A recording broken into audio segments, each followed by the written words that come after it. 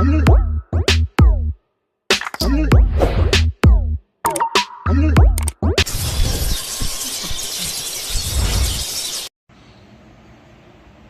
yun mga parts, good day sa inyo. Welcome back ulit sa ating channel. So matagal akong walang ginagawang video kasi inaasikaso ko itong jigsaw na to. Ito yata yung version 1 na jigsaw kasi carb type pa siya, tapos brake drum pa yung sa rear na brake nya. So ang issue nito, 3 years mahigit na hindi nagamit yun. So sa first part ng video pinakita ko yung ginawa ko. Linis ako ng gas tank. Yung gas tank sobrang kalawang, may mga namuong mga umido. Yung floater nya nanigas yan. Tapos ano pa, hindi pa nag-change oil kasi wala pa nabibiling engine oil yung may-ari yan. Tapos yun, nilinis ko yung gas tank. Tapos yung carb, sa carb naman medyo namumblema ako kasi ayaw magtuloy nung gasolina papunta dito sa intake. Hindi ko alam kung bakit, pero na-mention ko na sa may-ari na kailangan ng repair kit carb na to. Kaso lang nabili namang repair kit ay mali. Yon, medyo nabudol sa Shopee, although genuine naman, parts naman siya. Pero ang concern ko dito yung sa jettings nya, yan medyo talaga tapos yung sa floater, tapos yung parang pinakakarayom niya sa may floater. Yon, hindi ko lang alam, inisprayan ko na siya ng carb cleaner. Yan, wala naman kasi akong compressor para matiyak na goods yung mga butas. So mayroon ang nito, meron naman siyang spark, meron naman siyang compression, meron din namang gasolina. Yung tatlong yon meron siya. Ayaw lang talaga magtuloy dito sa intake, kasi pag kinikick ko siya gamit yung kickstart, malakas naman yung compression, pero dapat pag yung pag tinanggal mo yung spark plug kasama yung itong high tension wire na to, yung sa spark plug cap yan, puntang ignition coil yan, tinanggal mo yan, lagay mo yung daliri mo, tapos i-kick mo, walang lumalabas na gasolina. Tapos yung sa pinaka chamber nya, pag hinugot mo yung spark plug, siya, amoy panis na gasolina talaga. Talagang panis talaga, napakabaho. First time kong maka-encounter na sobrang panis na gasolina talaga. Kasi sa 3 years mahigit na hindi nagamit, gano'n nangyari. Ang hirap ng pa-startin. Tapos nakabili na rin ng bagong battery. Yan kasi lobat na talaga yung battery na yun. Parang 0.2 volts na lang yun na reading sa may pinaka-tester. Tapos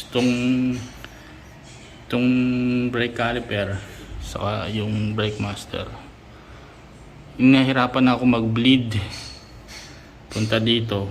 At yung sa naman niya, pinaka piston niyang dalawa, ang ganda pa naman to, Vibra yung brand niya.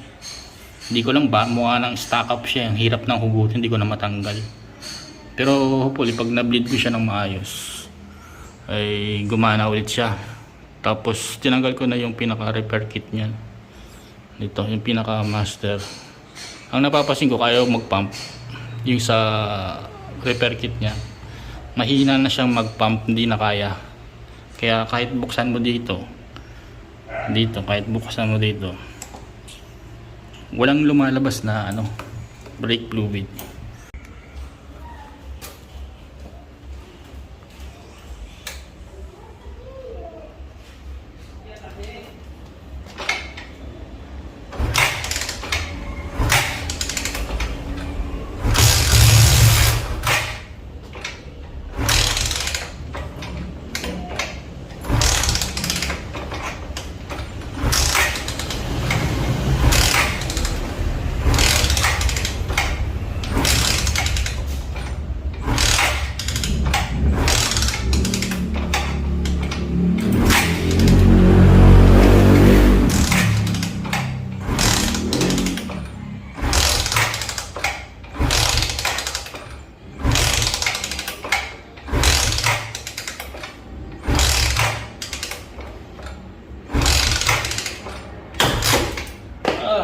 Goy.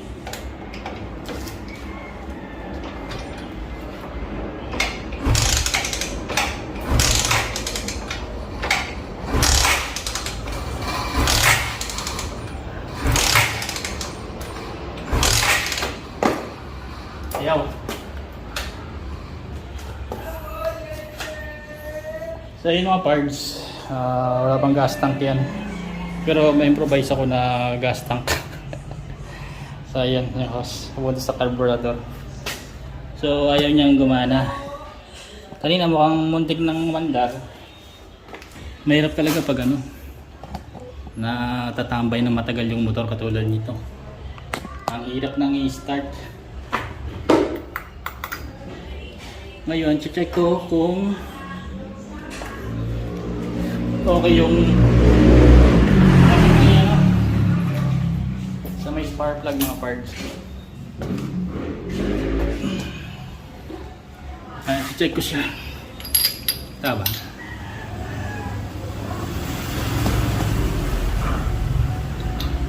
Pero sa compression, malakas ang compression ito eh.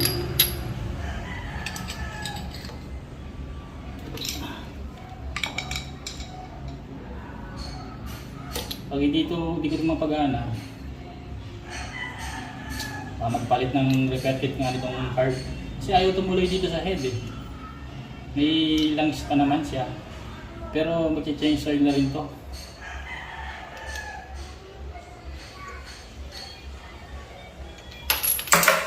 Oh, lamig pa. Ayan mga parts oh, spark plug. Tuyong-tuyo siya. Parang walang lumalabas na gasolina.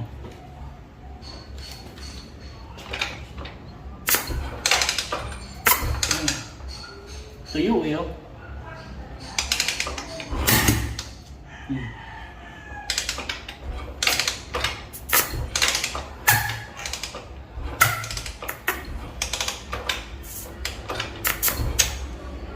Wala talagang lumalabas.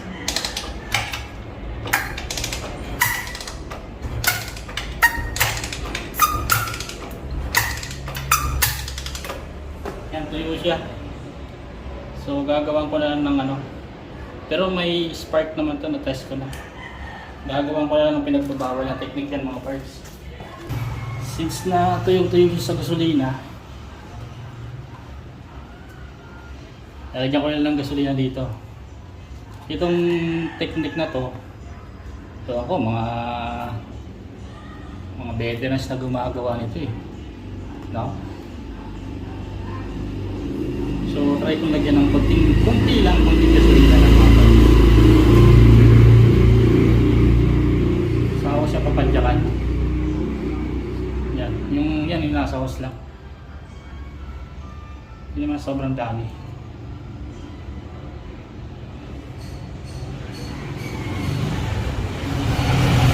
Okay na yun. Hindi lang talaga. Hindi marami. Tapos punasan natin. Delikado kasi ito eh. Lagyan natin yung spark plug ulit. Amoy ano kasi ito mga parts, yung spark plug, amoy panis na gasolina.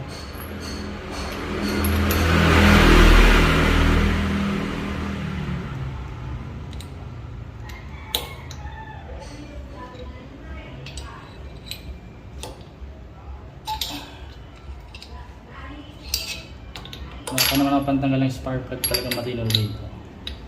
Sa Raider ko pa itong pangtanggal ng spark plug na ito eh. Saktong higpit lang.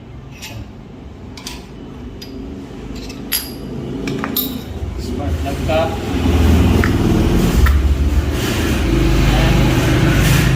Tapos subukan na natin.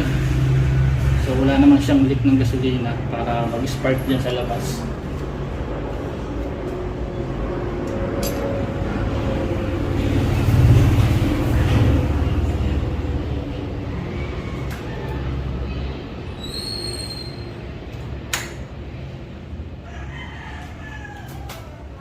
Padyakan ko ulit mga parts.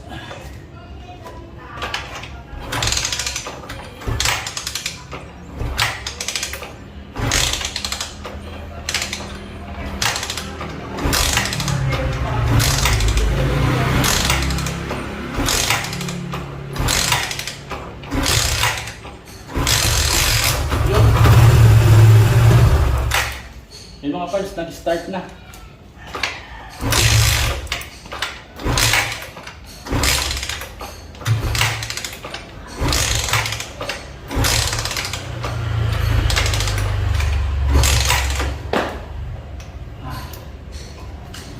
Nag-start na siya. Kaso lang medyo parang bitin pa, no? So nilagyan ko siya ng konting gasolina. Nag-start siya. At hindi pa rin nakuha. Sa carb ang problema natin. Hindi pumapasok yung gasolina. So doon nakita ko na to, tsanay ko na to. May gasolina naman dito sa pinakang ilalim niya. Yan. Ang duda ko yung mga jettings. Kaya siguro di bumubuga ng maayos. Susubukan ko pa rin ulit.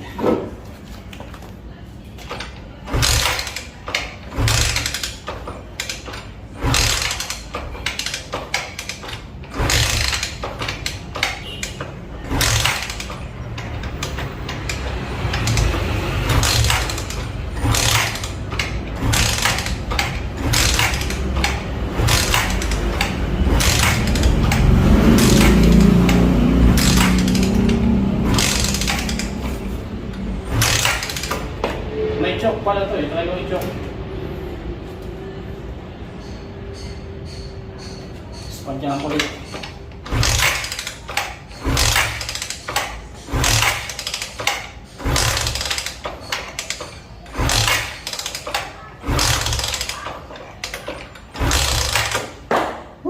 Agod.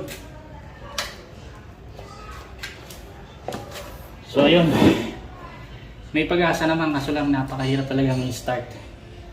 So ang gagawin ko, lagyan ko ng gasolina siya. Yan.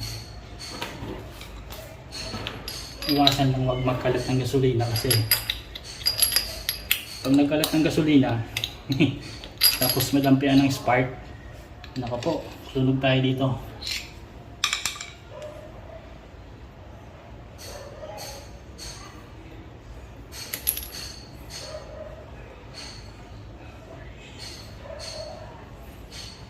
Isa sa mga pinaghihinalaan ko rin, yung sa pinaka-chamber nito, ano siya, may panis yun. Pag inamoy mo to, may panis sa dulo.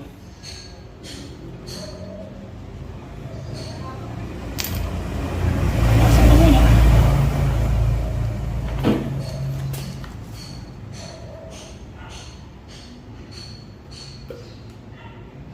Nakuha na lang ako dito sa isa-isa.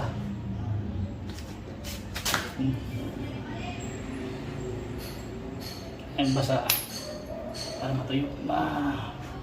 Hindi ko malaki yung tubig ay yung gas. Op, tama na. Hinti lang talaga. Yung parang kung pupuloy mo siya, hindi required.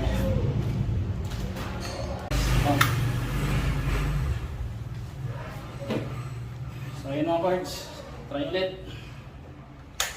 Bali last na to.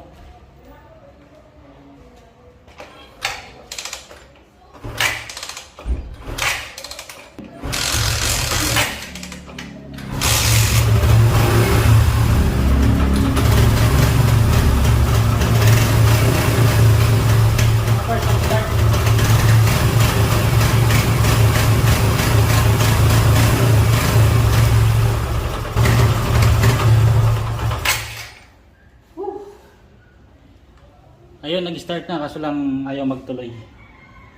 Bali parang kulang pa. Kulang sa supply ng gasolina.